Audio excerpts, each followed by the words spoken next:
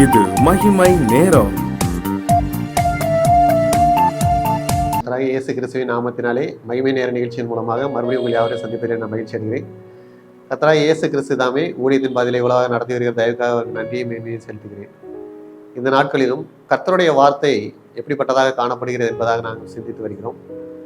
கர்த்தருடைய வார்த்தை நம்முடைய வாழ்விலே காணப்பட்டு ஒவ்வொரு சூழ்நிலையிலும் நம்மோடு இடைப்பட்டு கொண்டு வருகிறது.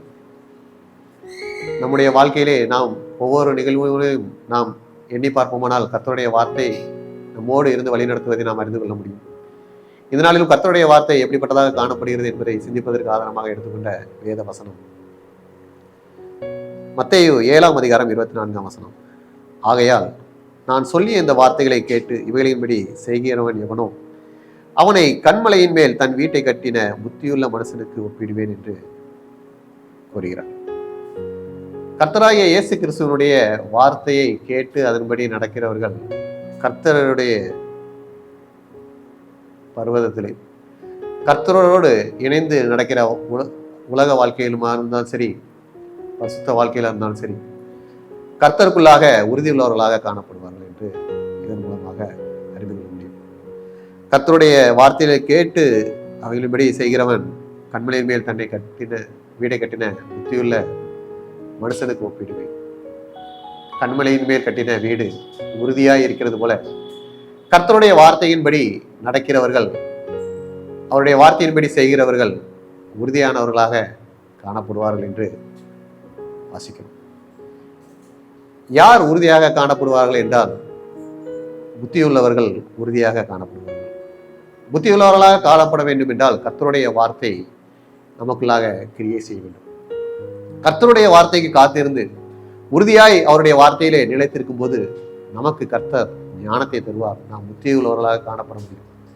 நாம் புத்தியுள்ளவர்களாக காணப்படும் போதுதான் கர்த்தருக்குள்ளாக நாம் நிலைத்திருக்க முடியும். கர்த்தருக்குள்ளாக நாம் உறுதியோடு காணப்பட முடியும்.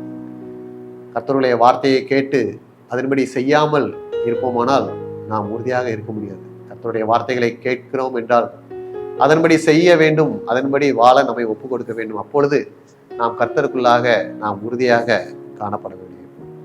கர்த்தருக்குள்ளாக நாம் உறுதியாக வாழ்கிறோம் என்பதை நாம் எப்படி வெளிக்காட்ட முடியும் என்று பார்ப்போம் என்றால், பாடுகளின் மத்தியிலே உறுதியாய் வாழும்படி கர்த்தருடைய வார்த்தை நமக்கு கிரியை செய்கிறது. 2 தீமோத்தேயு 2ஆம் அதிகாரம் 12ஆம் வசனம் இப்படியாக கூறுகிறது, அவரோட கூட பாடுகளை சகித்தோமானால் அவரோட கூட ஆளுகையும் செய்வோம் என்று பார்க்கிறோம். பாடுகளை சகிக்க வேண்டும் என்று இயேசு கிறிஸ்து சொல்கிறார். நம்முடைய வாழ்க்கையிலே நாம் ஆசீர்வாதமாக இருக்கிறோம் என்று எப்பொழுதும் நினைத்துக் கொள்ள முடியாது. இயேசுவை நாம் ஏற்றுக்கொண்டு விட்டோம் என்றால் நம்முடைய வாழ்க்கையிலே நம்மை விலை செய்யும்படியாக, நமக்கு பாடுகளை உபத்திரங்களை கொடுக்கும்படியாக சாத்தான் பல நேரங்களிலே நம்முடைய வாழ்க்கையிலே பாடுகளை உபத்திரங்களை கொண்டு வருகிறார். இந்த வசனத்திலே நாம் வாசிக்கும் போது அவரோட கூட பாடுகளை சகித்தோமானால் என்று வாசிக்கிறோம். இயேசு கிறிஸ்து இந்த உலகத்திலே மனிதனாக பிறந்தது, வாழ்ந்த நாட்களிலே பாடுகளை அனுபவித்ததாக காணப்பட்டார். பாடுகளை அனுபவித்த போதிலும் அந்த பாடுகளை சகித்தவராக காணப்பட்டார். சிலுவை பரியந்தம் தன்னை தாழ்த்தினார் என்று வாசிக்கிறோம். சிலுவை பரியந்தம் அவர் பாடுகளை சகித்தார். அவர் பாடுகளை சகித்தனால் பரலோக ராஜ்யத்திலே அவர் ஆளுகை செய்கிறவராக இருக்கிறார். இயேசு கிறிஸ்துவனுடைய வாழ்க்கை நமக்கு சாட்சியாக இருக்கிறது. அவருடைய வார்த்தை நம்மையும் உறுதியாக நிற்க செய்கிறது. நம்முடைய பாடுகள் உபத்திரவங்களிலே நாம் இயேசுவை மாத்திரமே நாம் நோக்கி பார்க்க வேண்டும். இயேசுவினுடைய சிலுவை பாடுகள் நம் முன்னால் நிற்கும்போது நம்முடைய பாடுகள் நமக்கு பெரிதாக தெரியாது. நம்முடைய பாடுகளின் மத்தியிலும் நாம் உறுதியாக நிற்க முடியும்.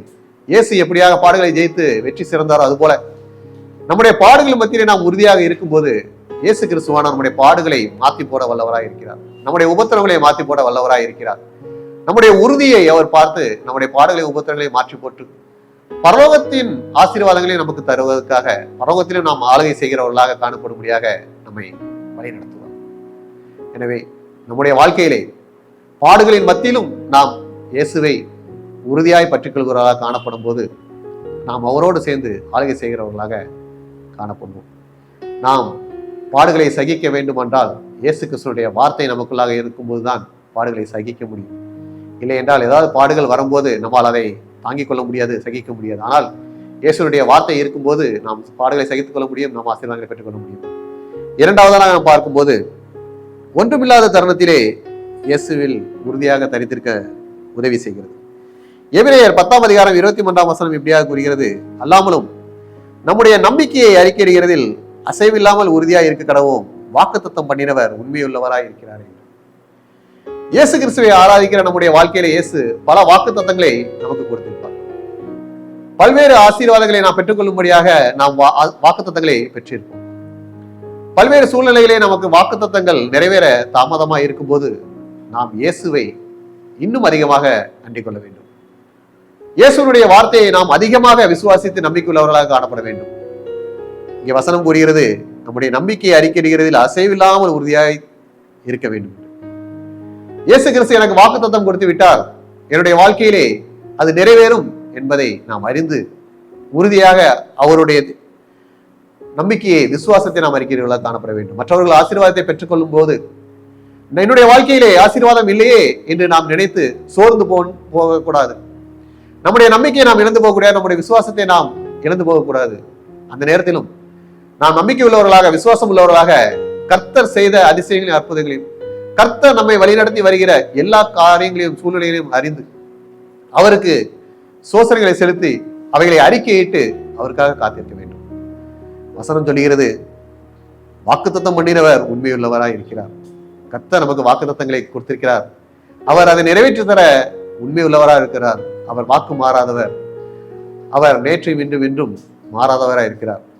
அவர் மனமாற ஒரு மனுஷன் அல்ல. அவர் எல்லாவற்றையும் அறிந்தவர், சர்வத்தையும் உண்டாக்கினவர். கர்த்தர் கொடுத்த வார்த்தைகளை நம்முடைய வாழ்க்கையிலே நிறைவேற்றி தருவார். எனவே ஒருவேளை நம்முடைய சூழ்நிலைகள், நம்முடைய நிலைமைகள் இப்பொழுது ஒன்றுமில்லாத சூழ்நிலைகளாக இருந்தாலும், பல வாக்குத்தத்தங்களை வைத்திருக்கிறோம், அதற்கான ஆசீர்வாதங்களை பெற்றுக்கொள்ள வேண்டும் இல்லை என்றாலும், கர்த்தருடைய வார்த்தையிலே உறுதியாய் நிலைத்திருந்து அவர் செய்த நன்மைகளை நாம் அறிக்கையிட்டு காத்திருப்போம். கர்த்தர் கொடுத்த வாக்குத்தத்தங்கள் எல்லாவற்றையும் கர்த்தர் நம்முடைய வாழ்க்கையிலே ஏற்ற காலங்களை நிறைவேற்றி தந்து நம்மை ஆசீர்வதிப்பார். அவர் வாக்கு மாறாதவர். மூன்றாவதாக நாம் பார்க்கும்போது, உள்ளான விசுவாசத்திலே உறுதியா இருப்பதற்கு, சாத்தானை ஜெயிப்பதற்கு இயேசுவின் வார்த்தை உதவி செய்கிறது. 1 பேதுரு 5:9 இப்படியாக கூறுகிறது, விசுவாசத்தில் உறுதியாய் இருந்து சாத்தானுக்கு எதிர்த்து நின்னுங்கள் என்று வாசிக்கிறோம். விசுவாசத்திலே உறுதியா இருக்க செய்கிறது கர்த்தருடைய வார்த்தை. விசுவாசத்திலே உறுதியா இருக்கும்போது நாம் சாத்தானுடைய திட்டங்களுக்கு எதிர்த்து நிற்க முடியுமா? உலகத்திலே சாத்தான் கொண்டு வருகிற எல்லா தந்திரங்களையும் நாம் அறிந்து கொள்ள முடியும். சாத்தானுடைய திட்டங்களை நாம் தெரிந்து கொள்ள முடியும். சாத்தான் நம்முடைய வாழ்க்கையிலே சில காரியங்களை கொண்டு வரும்போது நாம் பயந்து ஒடுங்கி போகாதபடிக்கு கர்த்தருடைய வார்த்தையை நாம் காத்துக்கொள்ளும் போது நாம் உறுதியாக சாத்தானுக்கு எதிர்த்து நிற்க முடியும். அப்படிப்பட்ட பலனை நாம் உறுதியாக இருக்கும்போது கர்த்தர் நமக்கு தருவார். யாக்கோபு 4:7 இப்படியாக கூறுகிறது, ஆகையால் தேவனுக்கு கீழ்ப்படிந்தீர்கள், பிசாசுக்கு எதிர்த்து நின்றுங்கள், அப்பொழுது அவன் உங்களை விட்டு ஓடி போவான்.